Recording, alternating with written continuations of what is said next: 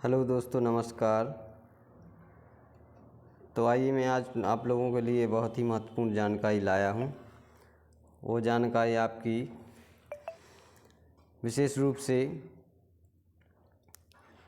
अनुभव प्रमाण पत्र के संबंध में है।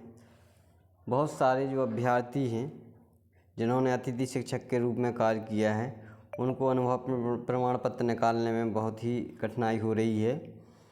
तो पूरी प्रक्रिया को जानने के लिए आप लोग वीडियो को अंत तक देखें। तो देखिए, कुछ लोगों की समस्या है कि जो GFMS पोर्टल है वहाँ पर लॉगिन कर रहे हैं तो जो यूज़र नेम और पासवर्ड गलत बता रहा है। कुछ लोगों का डबल नंबर का जो चक्कर है, तो ऐसी समस्या है कि 2 नंबर पर रजिस्ट्रेशन है तो उनका भी लॉगिन नहीं हो रहा है और ना ही पासवर्ड है वो रीसेट हो रहा है, क्योंकि OTP उसी नंबर पर जाएगी जिस नंबर पर वेरिफिकेशन है। तो ना तो वो चेंज हो रहा है मोबाइल नंबर और ना ही लॉगिन हो रहा है। तो अनुभव प्रमाण पत्र निकालने में बहुत ही कठिनाई हो रही है। तो आप लोगों को मैं करके भी दिखाऊंगा कि किस प्रकार की कठिनाई हो रही है। तो आप लोग बिल्कुल भी चिंता ना करें। उसके लिए मैं आप लोगों को जो समस्या का हल है वो भी बताने वाला हूँ। तो कृपया कर आप लोग इसी प्रकार की जो शिक्षक भर्ती संबंधी जानकारी है, तो ये जानने के लिए डेली अपडेट के लिए चैनल को सब्सक्राइब करें और बेल आइकन का बटन दबाएं ताकि आपको आने वाली वीडियो का नोटिफिकेशन मिल सके। तो देखिए, अब हम आगे चलते हैं कि किस प्रकार की समस्या यहाँ जो पोर्टल है उस पर आ रही है। तो उसके लिए हम देखते हैं। तो मैं आप लोगों को बता रहा हूँ, जैसे ही हमने GFMS पोर्टल को खोला, वहाँ पर हमने लॉगिन पर क्लिक किया। तो देखिए, जैसे ही हम लॉगिन पर क्लिक करते हैं तो इस प्रकार का इंटरफेस हमारे सामने आ जाता है और हम इस पर जो यूज़र नेम और पासवर्ड है उसको हम डालते हैं। तो हमने यहाँ देखिए यूज़र नेम और पासवर्ड इसको डाला है, हम यहाँ डालते हैं। हमने यहाँ डाला, हम यहाँ इसको डालते हैं जो नंबर हमने डाला,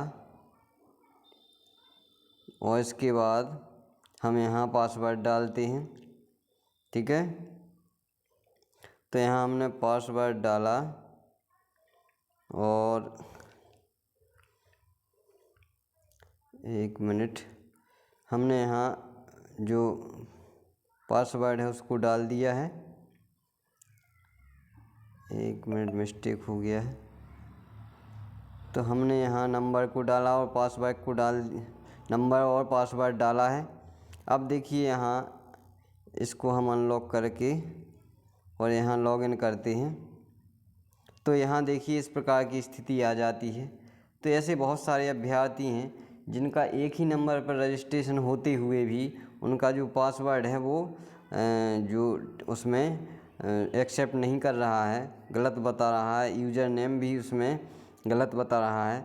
तो इस प्रकार की समस्या के लिए पहला उपाय तो ये है कि आप लोग इसके लिए अपने जिला शिक्षा अधिकारी DEO के पास जाएं और इस समस्या को बताएं।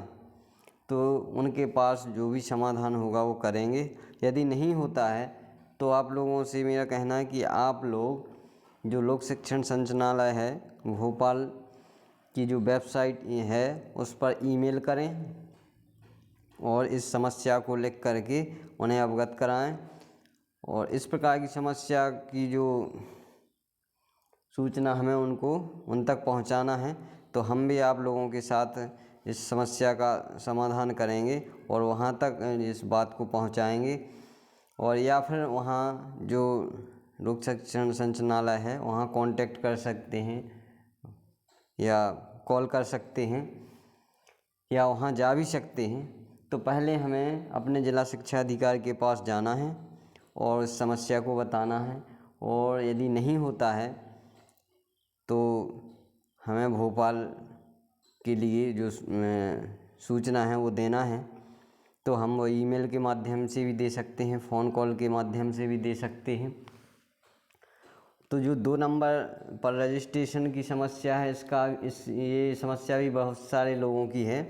तो चूँकि इस समस्या के लिए जो लोक शिक्षण संचालनालय है उसको सूचित करना बहुत ज़रूरी है, ताकि उसके लिए वो कोई ऑप्शन खोलें और जो जितने अभ्यर्थी हैं इनकी समस्याएं हैं उनका निराकरण हो और शीघ्र से शीघ्र अनुभव प्रमाण पत्र निकलने लगें।